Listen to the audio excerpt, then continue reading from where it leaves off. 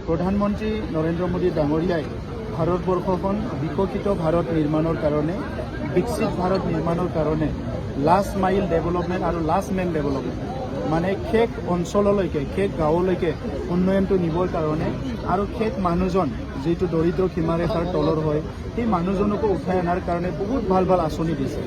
আজি ঘৰ দিছে, ৰেচন কাৰ্ড দিছে, বহুত আঁচনি দিছে।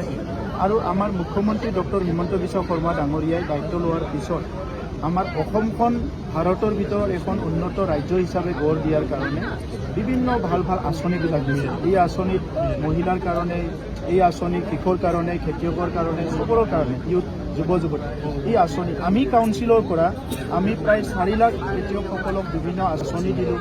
আমি প্ৰায় 3 লাখ মহিলাসকলক বিভিন্ন আঁচনি দিলোঁ।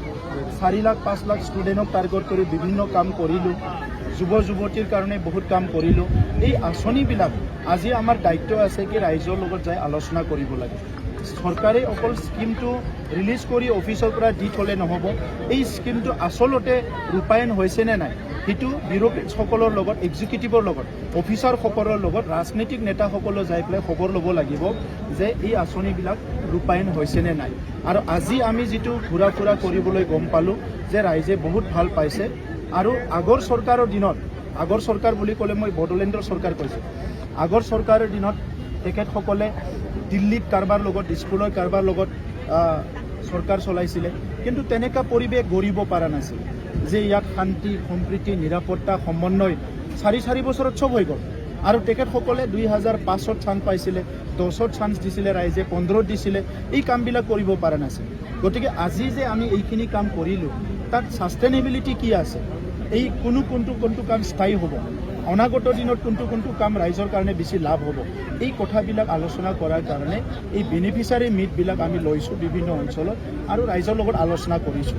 আজি 3,23,000 পৰিয়ালৰ মাটিৰ সমস্যা সমাধান হ'ল। যোৱা 15 তাৰিখত আমি আমাৰ মহামহিম অসমৰ ৰাজ্যপাল ডাঙৰীয়াৰ হাতেৰে বৈশ্যমতী 2.0 লঞ্চ কৰিছোঁ। তাত ইমিডিয়েটলি 47,000 পৰিয়াল, ভূমিহীন পৰিয়ালে ভূমি পাব। চ' তেনেকুৱা ডাঙৰ ডাঙৰ আঁচনিবিলাক ৰূপায়ণ হোৱাত PMOৰ ঘৰৰ পৰা লৈ পেলাই কি হৈছে এই কথাবিলাক আলোচনা কৰিবলৈ এই আজিৰ সভা আৰু তেনেকুৱা সভা চব সমষ্টিত হৈ আছে। মই আশা ৰাখিছোঁ এই সভাৰ পৰা ৰাইজৰ বহুত লাভ হ'ব।